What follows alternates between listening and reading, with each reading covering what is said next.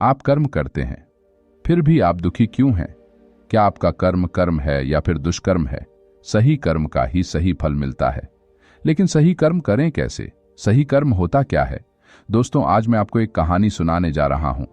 इस कहानी के माध्यम से आज आप यह समझ जाएंगे कि कर्म क्या होता है, क्योंकि हर एक इंसान का कर्म ही उसके सुख और दुख का भागी होता है। सही कर्म उसके सुख का भागी होता है और गलत कर्म उसके दुख का भागी होता है। एक राजा था। वह अपने मंत्री के साथ देश का भ्रमण करने निकला। भ्रमण करते करते राजा और मंत्री एक बाजार में पहुंच गए। उस बाजार में राजा का ध्यान एक दुकानदार के ऊपर गया। उस दुकानदार को देखते ही राजा के मन में न जाने क्यों यह विचार आया कि मैं इस दुकानदार को कल फांसी की सजा दे। यह बात राजा ने अपनी मंत्री को बताया। मंत्री कुछ बोलें उससे पहले राजा उस दुकानदार के दुकान के सामने से आगे निकल चुके थे और दूसरी बातें करने लगे। मंत्री बहुत ही चिंतित हो गया। ये बात समझ नहीं पा रहा था कि दुकानदार की गलती क्या है। दुकानदार से बिना कुछ बात किए, बिना कुछ सोचे समझे महाराज ऐसा फैसला लेने के बारे में क्यों सोच रहे हैं? राजा और मंत्री भ्रमण करने के बाद राजदरबार वापस चले गए।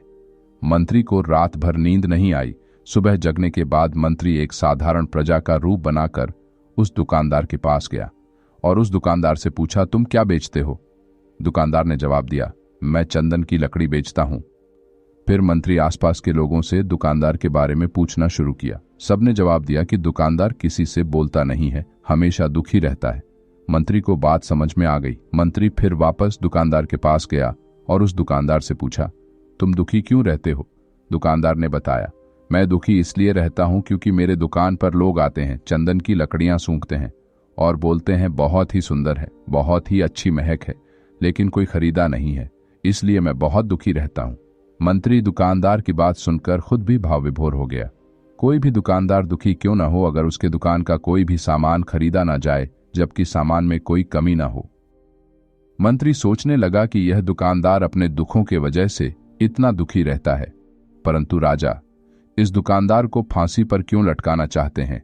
अर्थात राजा के मन में आए हुए विचार का उत्तर अभी तक मंत्री को नहीं मिला था।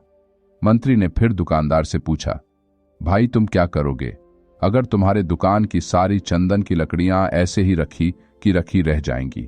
दुकानदार ने गुस्से के भाव में बोला, हाँ मैं जानता हूं, मेरी चंदन की लकड़ियां ऐसे ही रखी रह जाएंगे, कोई नहीं खरीदेगा। इसीलिए मैं सोचता हूं कि हमारे देश का राजा जल्दी से मर जाए।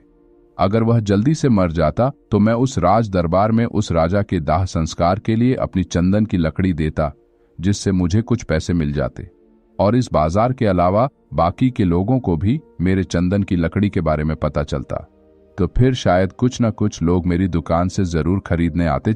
मंत्री दुकानदार की बात को सुनकर सब कुछ समझ गया और उसके मन में एक विचार आया।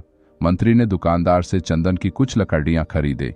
इस खरीदारी से दुकानदार को कुछ पैसे भी मिल गए और वह थोड़ा खुश भी हो गया। मंत्री चंदन की लकड़ियों को लेकर वापस राजदरबार चला आया।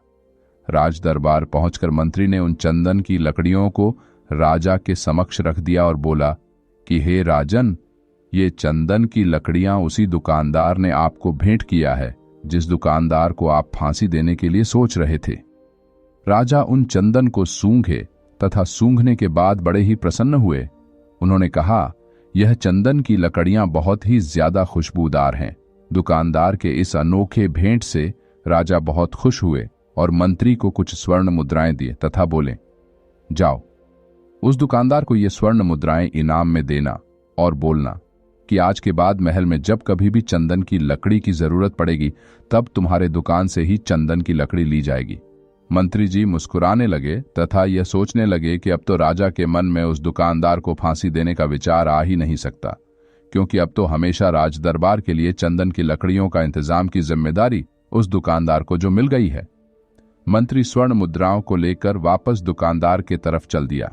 इधर राजा इस विचार में पड़ गए कि वह दुकानदार तो बड़ा ही अच्छा इंसान है। जिस वक्त मैं उसके बारे में यह सोच रहा था कि मैं इसको कल फांसी दे दूंगा, तब शायद उसके मन में उस समय यह विचार चल रहा था कि राजन पहली बार मेरे दुकान के सामने आए हैं, क्यों ना मैं उनको अपनी सुंदर और खुशबूदार लकड़ियों को भेंट करूं। और आज उसने मुझे भेंट भी किया, बेवजह ही मैं उसको फांसी देने के बारे में सोच रहा था। इधर मंत्री दुकानदार के पास पहुंच गया। मंत्री ने राजा के द्वारा दी गई स्वर्ण मुद्राओं को दुकानदार को देते हुए कहा कि जिन चंदन की लकड़ी को कल मैं खरीद कर लेकर गया था, उन चंदन की लकड़ियों को राजा ने बहुत पसंद किया और इनाम के तौर पर तुमको यह कुछ स्वर्ण मुद्राएं दिए हैं। दुकानदार बहुत ही खुश होने लगा। साथ ही साथ मंत्री ने उस दुकानदार को यह भी बताया कि अब आज के बाद राज दरबार में जब कभी भी चंदन की लकड़ियों की जरूरत पड़ेगी तो सारी चंदन की लकड़ियां तुम्हारी दुकान से ली जाएगी। दुकानदार मंत्री की बात सुनकर बहुत ही खुश हो गया। मंत्री ने दुकानदार से पूछा, क्यों भाई, तुम तो राजा के बारे में इतना बुरा भला सोचते थे, लेकिन राजा देखो तुम्हारी कितना चिंता करते हैं। राजा कितने अच्छे हैं। राजा अपनी प्रजा के बारे में कभी भी गलत नहीं सोचते हैं। दुकानदार मंत्री की बात से सहमत हो गया और बहुत दुखी हुआ। दुकानदार मंत्री से बोला, मैं कितना गलत सोचता था राजा के बारे में। राजा तो बड़े ही अच्छे हैं, बड़े ही भले राजा हैं। भगवान करे कि राजा की बहुत ही लंबी आयु हो। यह बात सुनकर मंत्री भी बहुत खुश हुआ। फिर मंत्री वहां से वापस राज दरबार को चला गया और यहीं पर महात्मा गौतम बुद्ध जी ने इस कहानी को समाप्त कर दिए।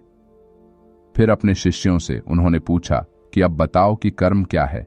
किसी शिष्य ने कहा कर्म बोले हुए शब्द है, किसी शिष्य ने कहा कर्म वाणी है, तो किसी ने कहा कर्म सोच है, तो किसी ने कहा कर्म भावना है, वगैरह वगैरह। अपने सारे शिष्यों का जवाब सुनने के बाद महात्मा गौतम बुद्ध जी ने बताया कि कर्म हर एक इंसान की खुद के विचार होते हैं। हमारे विचार जैसे रहेंगे हम वैसे ही कर्म करेंगे और उन्हीं विचारों के द्वारा किए हुए कर्म हमारे सुख और दुख के लिए उत्तरदायी होंगे। अर्थात हमारे विचार अगर गलत है तो हमारे द्वारा किया हुआ कर्म भी गलत होगा तथा इसका परिणाम भी गलत निकलेगा। परिणाम स्वरूप हम दुखी रहेंगे। अगर हमारे विचार सही रहेंगे तो हम सही कर्म करेंगे, सही कर्म करेंगे तो फिर सही फल मिलेगा जिससे हम सुखी रहेंगे। तथा इसी जगह पर अगर हमारे विचार गलत रहेंगे तो हमारे द्वारा लिया गया फैसला भी गलत होगा और किया गया कर्म भी गलत होगा, जिसे दुष्कर्म कहा जाता है और उन्हीं दुष्कर्म के वजह से परिणाम भी गलत मिलेगा। जब दुष्परिणाम मिलेगा तब हम दुखी रहेंगे। कर्म का मंत्र, सही कर्म सुख देगा, दुष्कर्म दुख देगा। धन्यवाद।